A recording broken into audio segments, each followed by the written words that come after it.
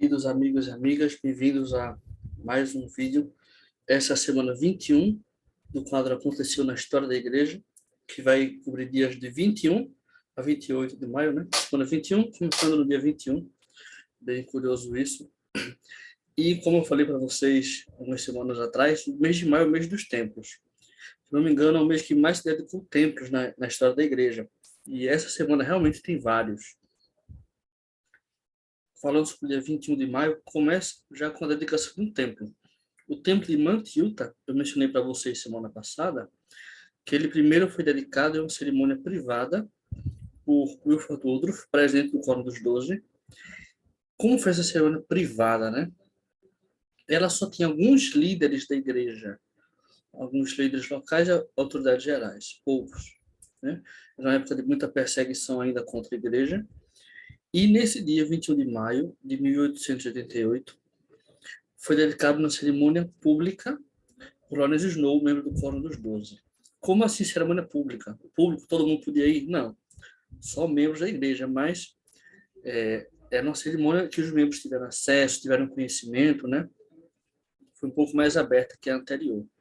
Foi feito primeiro em privado, né? Quase secreto, por uma questão de segurança, depois foi feita essa cerimônia mais ampla, né? Mais abrangente. Em 1913, do dia 21 de maio, a igreja adotou o programa de escoteiros. Era um programa organizado pela Associação de Melhoramentos Mútuos dos Rapazes, que é a organização que antecedeu os rapazes de hoje, né? E foi oficial para rapazes e meninos da igreja, né? Meninos, eu acho que a partir de 10 anos ou menos até podiam participar. E está aí uma foto do presidente Monson, que foi o último presidente da igreja que participou desse programa. Muitos presidentes da igreja, apóstolos, autoridades gerais, né, participavam disso. Era parte da vida dos membros da igreja em geral. Até no Brasil, por algum tempo, se incentivou a participação disso com os vanguardas, né, mas nem durou tanto assim. Hoje a igreja não participa mais nesse programa de escoteiros, né? A igreja substituiu isso totalmente por outros programas, apesar de que as pessoas podem fazer parte de escotismo, mas não é algo mais oficial da igreja. No dia 21 de maio, algumas semanas atrás eu falei que somente uma vez aconteceu de no mesmo dia se dedicar dois templos ao mesmo tempo. Mas eu me equivoquei, tem outros casos assim. No dia 21 de maio é um desses, porque no dia 20 de maio de 2000, o templo de Nashville, Tennessee, esse daqui, foi dedicado por James e Faust. Vocês estão vendo esse aqui, um modelo bem repetido, né? Eu até botei com a placa aqui, vocês verem que é esse templo mesmo, não estou copiando as fotos dos anteriores, não. E ao mesmo tempo que o presidente Fausto estava dedicando o templo de Nashville, Tennessee, o presidente Monson estava dedicando o templo de Villahermosa, México, né? Então, o templo de Nashville, Tennessee e Villahermosa, México, também desse modelo assim, né? Bem parecido, foram dedicados ao mesmo tempo, né? É possível até que o fuso horário seja bem próximo, deve ter uma diferença pequena, então, ao mesmo tempo que estava tendo sessão em um, tempo que estava tendo sessão dedicatória em outro, né? É bem interessante isso. Dia 21 de maio de 2017, o Templo de Paris, França, o primeiro templo da França, foi dedicado por Henry B. Eyring. Vejam que templo belíssimo, né? Parecem aquelas grandes catedrais da França, só não tem o estilo gótico, né? Um estilo bem mais moderno, digamos assim. E dia 22 de maio agora, em 2002, foi inaugurado o CTM de Gana, o primeiro na África. Essa aqui é uma imagem um pouco antiga dele, eu acho que ele está um pouco diferente depois de umas reformas que teve, mas essa é a imagem que eu acho que é a original, né? Desse ano da dedicação, ele já era assim. E em 2005, o presidente Hinckley, já como presidente da igreja há um tempo, né? Dedicou o templo de Santo Antônio, Texas. Esse templo aqui bem bonito, né? É bem interessante essa torre dele assim, com essas colunas que se partem no meio, até ficar na coluna central. Muito bonito.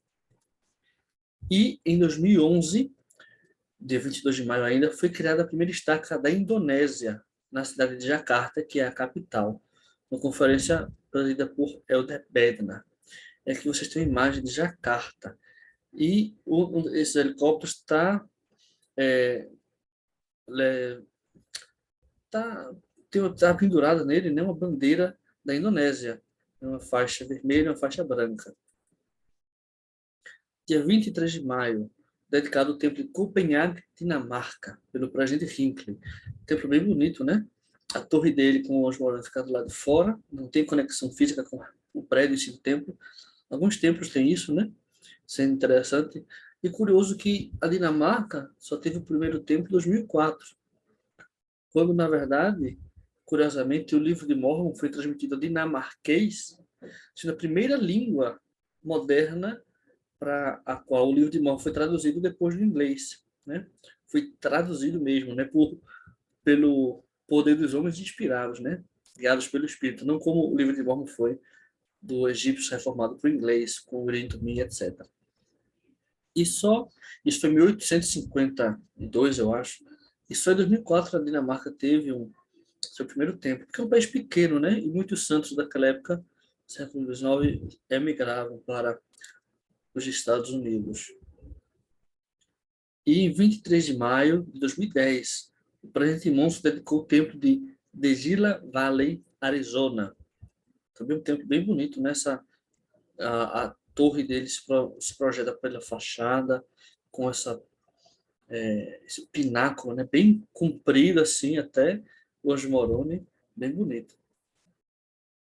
E 24 de maio de 1999 foi lançado esse site, o Serviço Internacional de Genealogia Family Search. Era assim. Essa imagem ficou meio ruim porque eu era bem pequena, a imagem que eu encontrei deu uma ampliada. Foi feito um lançamento, né, pelo presidente Hinckley. Era bem simplesinho, olha, como vocês podem ver. E era só para pesquisar mesmo e montar sua árvore. Não tinha tantos recursos como hoje em dia. E esse aqui são duas versões, né, do Family Search antes dessa versão que a gente tem hoje. Apesar de que a versão que a gente tem hoje também passou por umas mudanças, né? Mas a primeira versão, as primeiras versões são mais antigas, né? Tem muita diferença. Uma coisa ainda bem analógica, mecânica, né? E dia 24 de maio, a primeira presidência anunciou que não ia mais autorizar, não se realizam mais, foram descontinuados, casamentos realizados no templo apenas para esta vida. Como assim? Nos Estados Unidos e alguns países, o casamento civil pode ser feito dentro do templo. No Brasil não se faz isso porque a lei exige que seja feito no local de acesso público, né, um local aberto. Inclusive nas capelas não se pode proibir a entrada de ninguém num casamento e nem em lugar nenhum, né? Mesmo uma casa de festa que você aluga, qualquer pessoa pode entrar no casamento. Depois na festa não.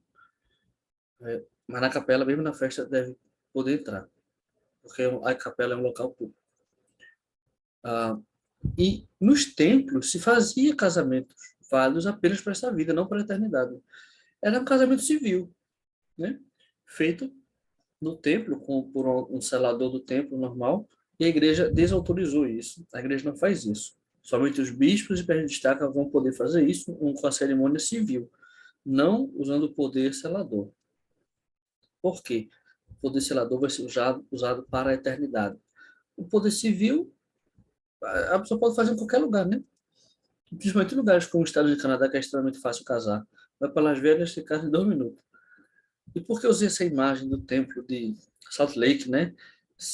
Com essa demolição que teve nas construções ao redor dele, e essa reforma tão grande que ele está passando. Porque assim como o templo de Salt Lake não é mais operante, né? Não está mais em funcionamento, esses casamentos também não tinham uma validade para a eternidade, né? Retiraram, como a Sister Nelson falou domingo passado, os objetos sagrados, foi retirada os utensílios das ordenanças, os registros, né? E o templo se tornou um prédio muito bonito, ainda sagrado, mas não é mais um pedaço do céu na terra, né? Assim também esses casamentos não eram válidos para a eternidade, podem ser feitos em qualquer lugar, mas no templo é para ser para a eternidade, né? O templo é para ter esse objetivo. E 25 de maio, em 1842, John C. Bennett, que serviu como presidente assistente na igreja, perdeu sua condição de membro da igreja por adultério.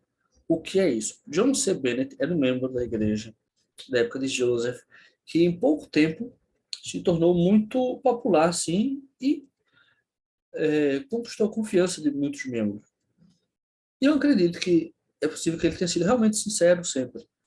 Porém, de alguma forma, os cargos assumiram o coração dele, né? E o amor pelo poder, essas disputas se puseram à frente de qualquer coisa. Ele também tinha cargos políticos, né? Em Nauvoo. Se eu não me engano, ele foi prefeito de Nauvoo também. E ele se tornou presidente assistente da igreja. O que é isso? Joseph não podia ser só ele o presidente da igreja. E tinha um presidente assistente. Além de Joseph ter um primeiro conselheiro e um segundo conselheiro, que era a primeira presidência, paralelamente a isso, tinha o presidente assistente.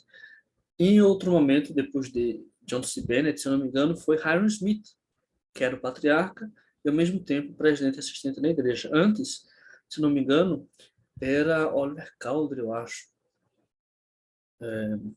Enfim, tinha sempre alguém junto com Joseph, né, para dividir o peso desse cargo com ele. Depois isso não continuou, ele nem o presidente da igreja mais. E ele acabou sendo excomungado na época, né, como falava, foi removido da igreja.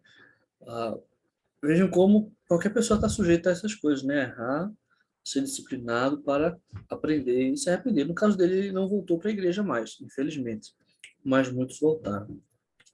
Dia 25 de maio, mais um templo, olha. O templo de Boise, Idaho, foi dedicado pelo presidente Hinckley, que na época era segundo conselheiro na primeira presidência. Veja que esse templo, bem bonito, né? Ele tem uma forma inclinada, a torre, onde está hoje morando, também fica fora do templo. É um modelo muito comum dessa década, de 80. Se a gente for ver os templos de Buenos Aires, de Frankfurt, da Alemanha, de Lima, Peru, todos têm esse mesmo estilo, né? Esse mesmo formato do corpo do templo e a torre com o pináculo do lado de fora. Se eu não me engano, o templo de Seul, Coreia, também tem isso. Acho até que a gente já mostrou alguns desses templos. 26 de maio. Veja, aconteceu uma coisa muito interessante, que a gente vendo assim essa informação pode achar que é muito bom, né? Mas teve uma razão meio triste. Em 26 de maio de 1946, o presidente George Albert Smith se tornou o primeiro presidente da igreja a visitar o México. Veja, quase 100 anos depois da restauração, né? Depois de mais de 70 anos, eu acho, de presença de membros da igreja no México, um presidente da igreja foi para lá. Mas por que ele foi para lá? Porque a igreja no México estava passando por uma crise muito grande, de chegar ao ponto de membros da igreja se separarem da igreja e formar uma igreja paralela autônoma. Como aconteceu isso? Né? Os primeiros membros da igreja no México viviam no norte do México e eram americanos. Eram de colônias estabelecidas desde a época de Brigham Young por lá. Só que foi pregado o evangelho na capital, na cidade do México, em outras cidades, e começou a crescer a igreja, mas eles não tinham ainda uma missão, aliás, uma estaca. Dependiam do presidente de missão. E até essa época, se eu não me engano, todos os presidentes de missão eram americanos. E os membros queriam um mexicano, não queriam depender de um gringo, né?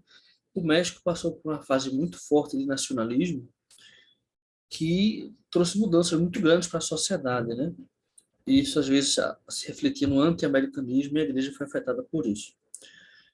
E o presidente George Albert Smith foi para lá fazer uma conferência de estaca, né? Acho que foi criar a estaca, não sei se foi aí logo quando ele visitou, foi criar a estaca ou depois. Mas é interessante que havia uma divisão, né? Os membros não aceitaram quando foi chamado mais um americano para ser presidente de missão, se revoltaram mesmo e se afastaram da igreja, criaram a igreja paralela. A maioria, se não todos, voltaram para a igreja, né? Se arrependeram, foi feita uma conferência de reconciliação entre todos, né? Foi triste, mas que bom que terminou bem, pelo menos para a maioria. Em 26 de maio de 1996, esse templo aqui, Hong Kong, China, foi dedicado pelo presidente Hinckley. Vocês sabem que o presidente Hinckley foi quem idealizou tudo aqui, né? Ele que fez a planta do templo, por dentro e por fora. Esse templo, esse prédio, A parte de baixo aqui, que não está iluminada, era um prédio da igreja, onde era sede de missão, escritório de missão, diária, funcionava como uma capela também para alas, estacas, instituto, acho. E essa parte de cima era o templo. Tinha o batistério, salas de ordenanças, tudo isso. Né? E foi dedicado em 96, antes de Hong Kong voltar ao domínio da China, que estava sob o domínio da Inglaterra, o contrato que a Inglaterra tinha feito com a China ia acabar em 100 anos e tinha que terminar antes, senão a China não ia mais autorizar isso.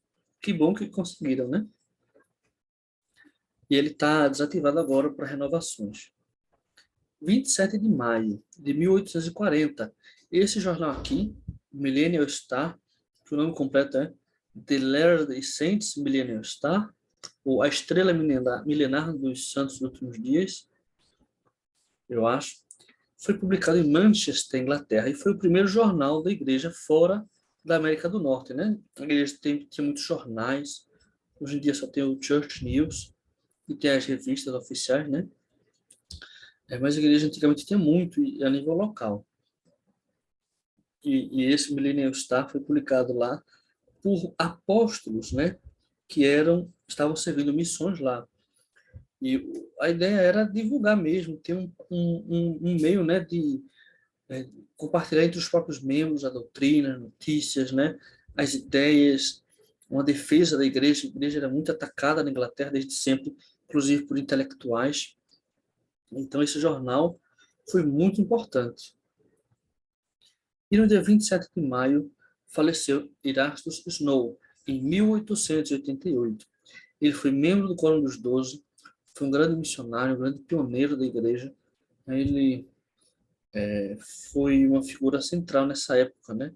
Foi um dos que mais apoio deu ao Brigham Young também para estabelecer a igreja no Oeste. Enfim, foi uma pessoa maravilhosa.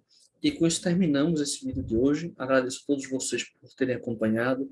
Por favor, não se esqueçam de curtir, compartilhar, deixar seu comentário. Mandem para os seus amigos. Eu digo a algumas pessoas que, se gostaram, mandem esse vídeo para os seus amigos. E se não gostaram, mandem para os seus inimigos. Tá bom? Muito obrigado a vocês. Espero que tenham gostado. Comentem se tiverem alguma dúvida, tem alguma sugestão, porque eu vou gostar muito de saber disso. Obrigado e até mais.